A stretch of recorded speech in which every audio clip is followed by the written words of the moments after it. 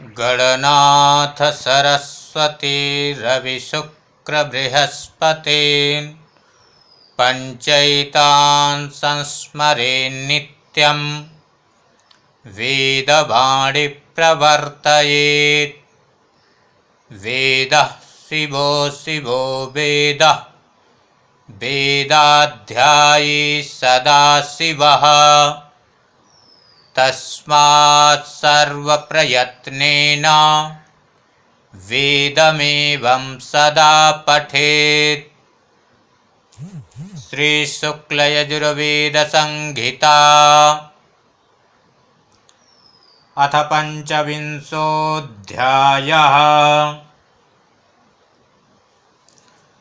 हरिः ॐ सादन्तद्भिरवकान्दन्तमूलैर्मृदं वर्ष्वैस्तेगान्धगुष्ट्राभ्यागुं सरस्वत्या अग्रजिह्वञ्जिह्वाया उत्सादमवकरन्देन तालुबा जग्गुंहनुभ्यामाप आश्रेण बृकडमाण्डाभ्यामादित्याश्मश्रुभिः पन्थानं भ्रूभ्यान्द्यावा पृथिवीभर्तोभ्यां विद्युत्तङ्कनीनकाभ्यागुं शुक्लाय स्वाहा कृष्णाय स्वाहा पार्जाणि पक्ष्माण्यवार्जा इक्षवो वार्जाणि पक्ष्माणि पार्जा इक्षवाः वातं प्राणेनापानेन नासिके उपयाममधरेणौष्ठेन सदुत्तरेण प्रकाशेनान्तरमनुकाशेन बाह्यन्निवेशं मूर्ध्नास्तनयित्नुर्बाधेनासनिं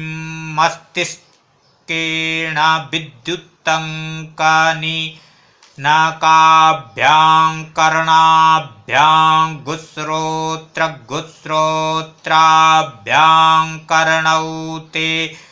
दनीमधरकण्ठेनापाः शुष्ककण्ठेन चित्तं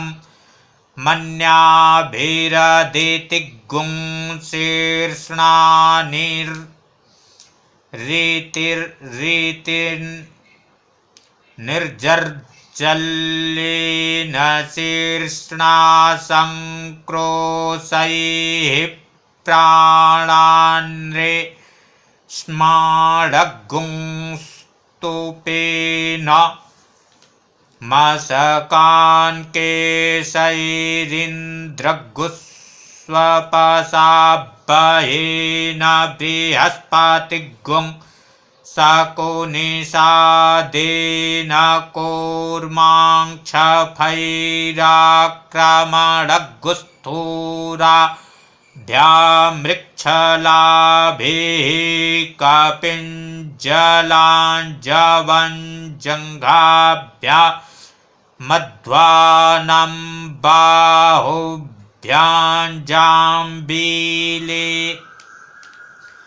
नारण्यमग्निमतिरुभ्यां पूखणन्दोर्भ्यामश्विनावगुंसाभ्यागुं रुद्रगुं रोराभ्याम् अग्नेः पक्षतिर्वायोर्निपक्षति पक्षतिरिन्द्रस्या तृतीयासो मस्या चतुर्थ्या द्वितीयै पञ्चमीन्द्राण्यै षष्ठी मरुतागुं सप्तमी बृहस्पतिरष्टम्यर् जम्लो नवमी धातुर्दशमीन्द्रस्यैकादशी वरुणस्य द्वादशी यतरयोदशी सरस्वत्यै निपक्षतिर्मितरस्य तृतीया पाञ्चतुर्थे निरृत्यै पञ्चम्यग्निको मयोः षष्ठी सर्पाणागुं सप्तमी विष्णु रष्टमी पूष्णो नवमी त्वष्टुर्दशमीन्द्रस्यैकादशी वरुणस्य द्वादशी जम्यै त्रयोदशी द्यावा पृथिव्योर्दक्षिणं पार्श्वं विश्वे खान्देवानामुत्तरं मरुतागुस्कन्धा विश्वे खान्देवानां प्रथमा कीकसा रुद्राणां द्वितीया द्वितीयानां तृतीया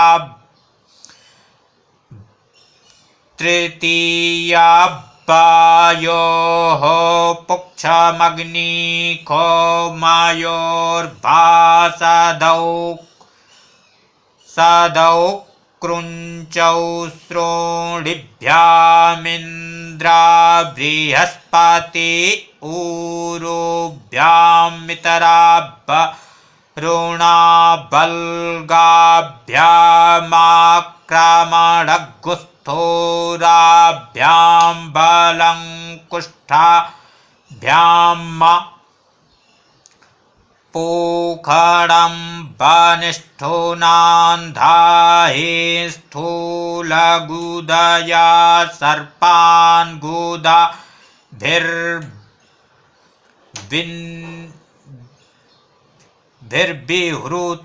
आन्त्रैरपो वस्तेना बृखडमाण्डाभ्यां जेन गुंसेपेन प्रजा गुंरेतसा चाखान् पित्ते न प्रदरान् पायोना कोस्माञ्छकपिण्डैः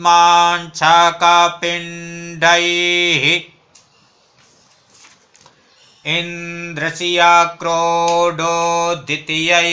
पाजस्यन् देशाञ्जतरवो द्वितीयै भसज्जेमूतान्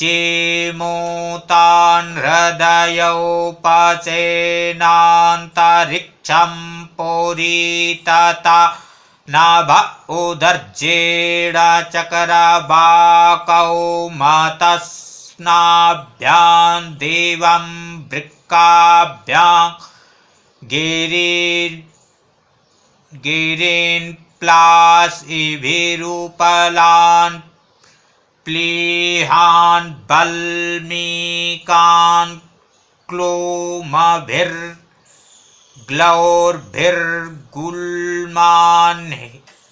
गुल्मान् हेराभिः स्रवन्तेर्हृदान् कुक्षिभ्यागुं समुद्रमुदरेण वैश्वानरं भस्मना विधृतिन्नाभ्याघ्रेतगुं रसेनापोजुष्णामरीचिर्विपुरुद्भिर्निहार मूष्मणासीनं भासया पृष्ट्वा असुरुभिर्हि ह्रादोनिर्दुःखिकाभिरस्ना रक्षा गुंसि चितराण्यङ्गैर्नक्षतरा निरूपेण पृथिवीं त्वचा जुम्बकाय स्वाहा हिरण्यगर्भः समवर्तताग्रे भूतस्य जातः पतिरेक आसीत सदाधार पृथिवीन्द्यामुते मां कस्मै देवाय हविखाभिधेम जह प्राणतो निमिखतो महित्वैक इदराजा जगतो बभूव य ईशे अस्य द्विपदश्चतुष्पदाः कस्मै देवाय हविखाभिधेम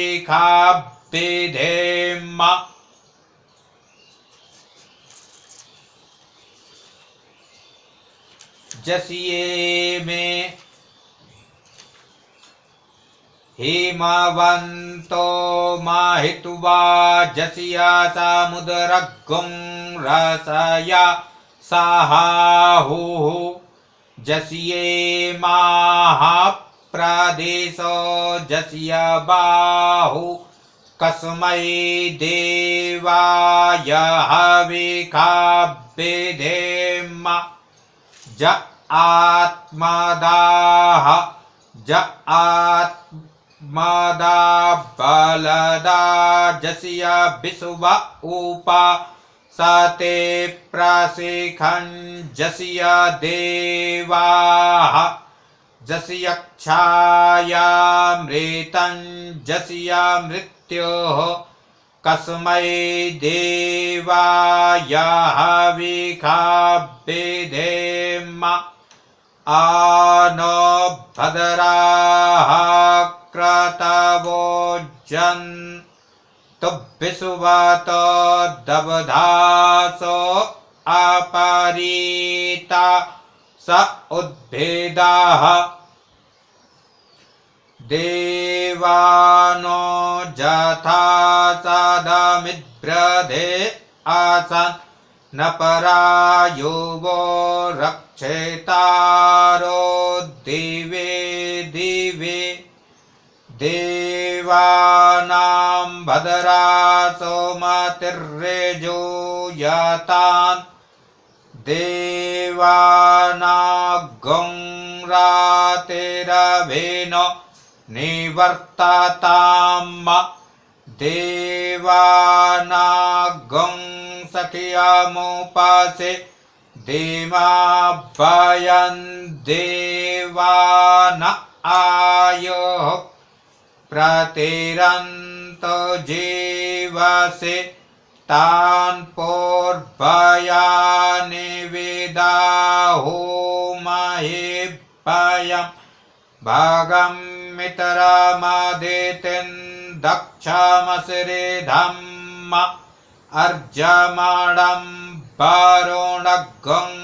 स मम स्वेना सरस्वतीनः सुभगामयस्करत तन्नो बातमय भुब्बा तुभेखजन्तन्माता पृथिवी तत्पिता द्योः तद्ग्राबाणः सोमसुतो मायो भुवस्तदस्विना शृणोतन् धिष्णीया जोवम् तमीशानं जगतस्तस्थोखस्पतिं धियं जिन्वमवसे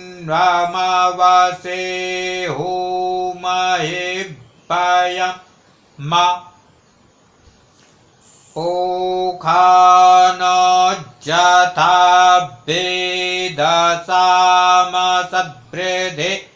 रक्षितापायोरदब्धाः स्वस्ताय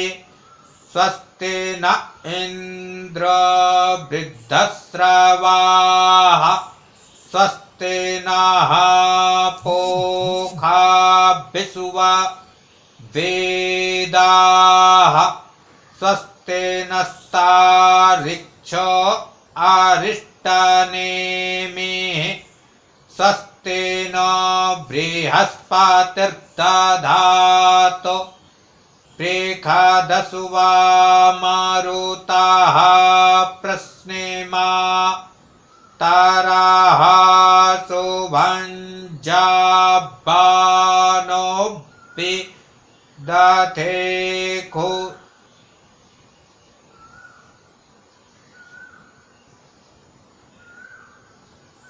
जग्मायाः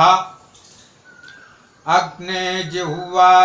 मानवाः सौरचक्षस विश्वेनो देवा अवसागमन्निः भद्रं कर्णेभिः शृणुयाम देवा भद्रं पश्ये माक्षभिर्जजतराः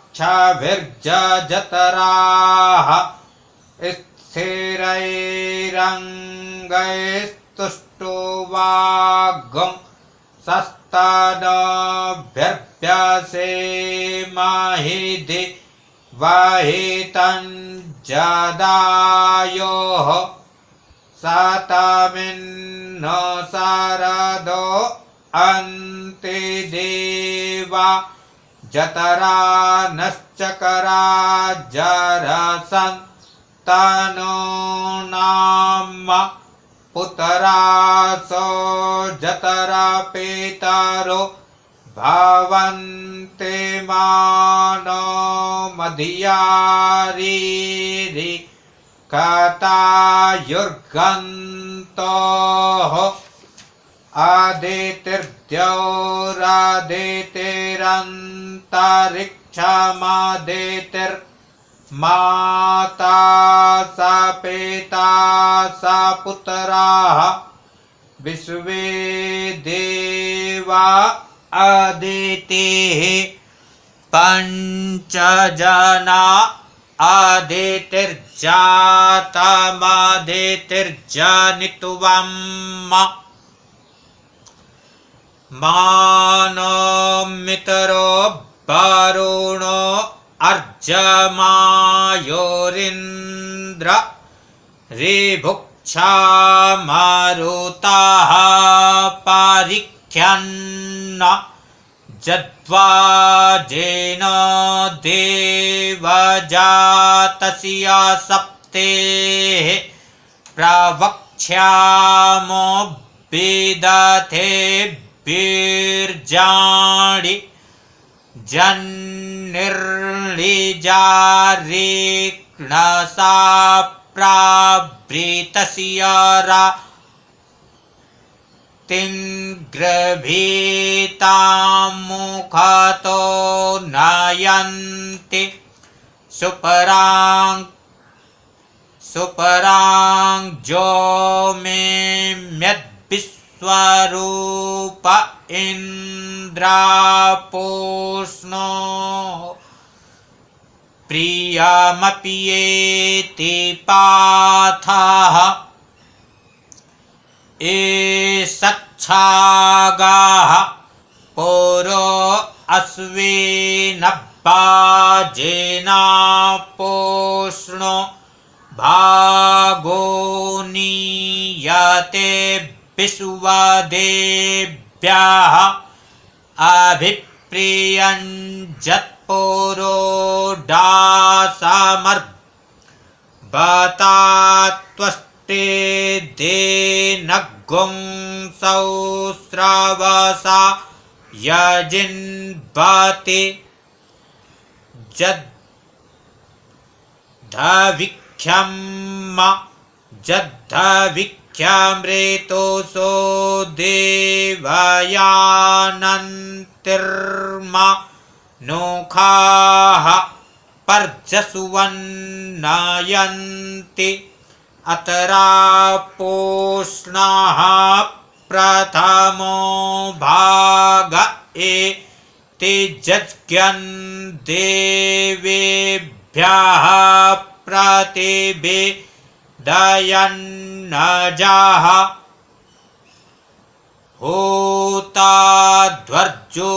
होताध्वर्जुरावया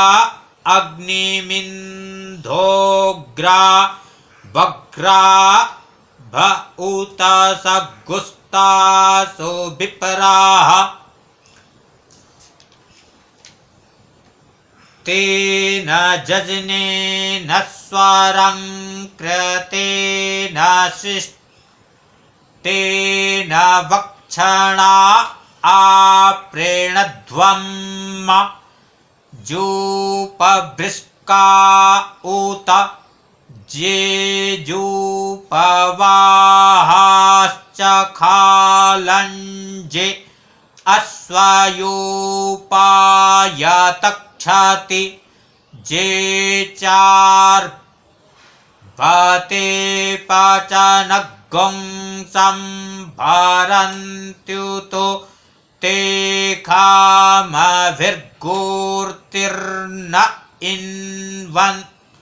इन्वतो उपप्रागात् सोमन्मेधाये मन्मदे वानामासा उपवीतपृष्ठाः अन्वेनं विपरा रीखायो मद ते देवानां पुष्टे चक्रिमासु बन्धुम्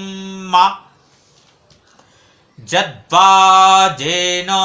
दामसन्दानमर्भतो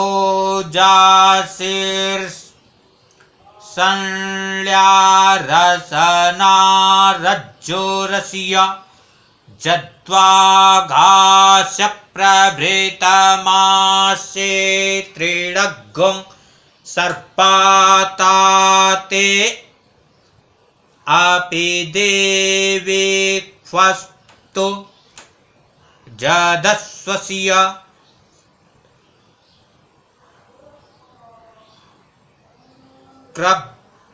क्रबीखो मक्षिका सजद्वा स्वरौ स्वधेतौ रिक्तमस्ति जध्वस्तयोः समेतुर्जन्नखे कुसर्पाताते अपि देवेक्ष्वस्तु जदो वध्यमुदरस्या पवाते ज आमस्य क्रवीखो गन्धो अस्ति सुकृतात्तक्षमिताराः कृण्वन्तु नमधग्गुं श्रेतपाकं पचन्तु जत्ते गात्रादग्निना पच्यमानादवेषु लन्निहतस्या बधावति मातद्भूम्यामाश्रिख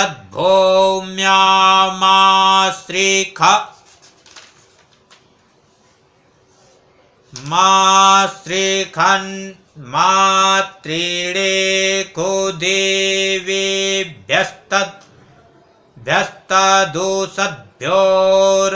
देवेभ्यस्तदुसद्भ्योरातमस्तु जेब्बाजेनं परिपश्यन्ति पक्वञ्ज इमाहो सुरभिर्निर्हरेति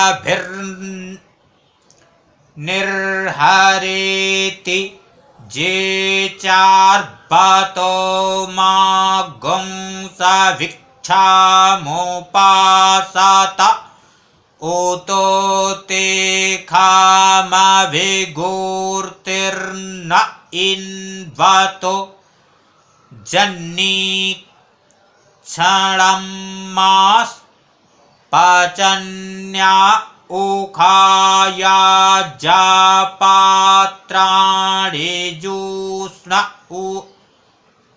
जूष्ण आसेचनानि ओस्मल्यापिधाना चरूणामङ्काः सूनाः परिभोखन्त्यश्वं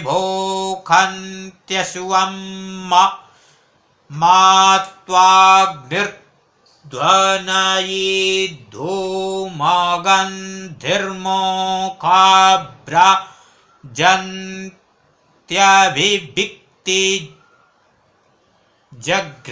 जघ्रेः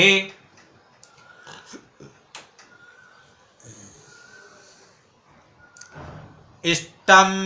बेतमभिगूर्तं बखट् कृतन्तं देवासः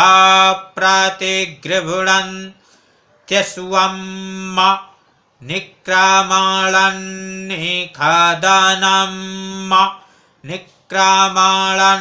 निक्रमणन्निखदनं बिभर्तनं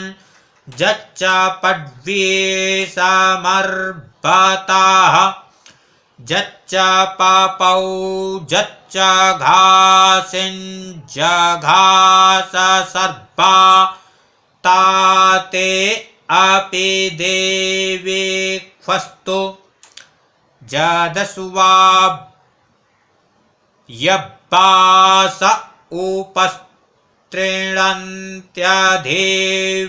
उपस्त्रीणन्त्यधेवासञ्जा हिरण्यान्यस्मै सन्दानमर्भन्तं पड्वेशं प्रिया देवे ख्वायामयन्ति जत्ते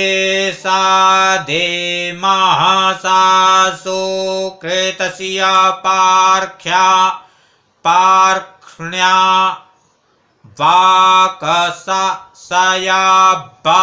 वाकसयाबातुतोद श्रुचे बताहविको अध्वरेको सर्पा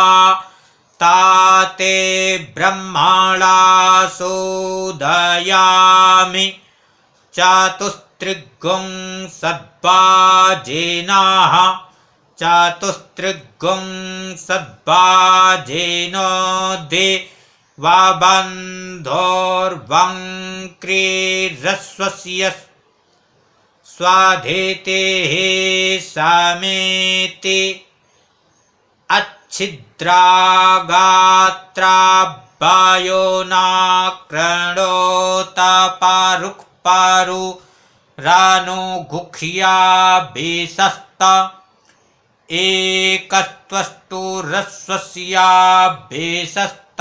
एकस्त्वष्टुरस्वस्याभिषस्ताद्वाजन् ताराभवतस्तथ ऋतोः जाते गात्राणामृतोथा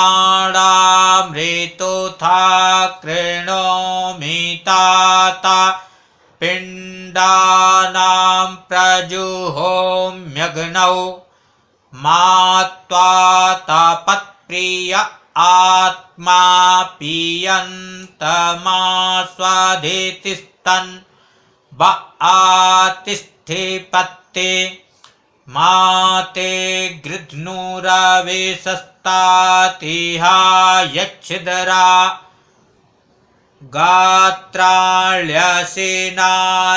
गात्राण्यसेनामिथुकाः न वा उ एतन्म्रियसेन रिखियसि देवा ईदेखे पथिभिः सुगेभिः हरिते जुञ्जा प्रकृति अभूता मुपा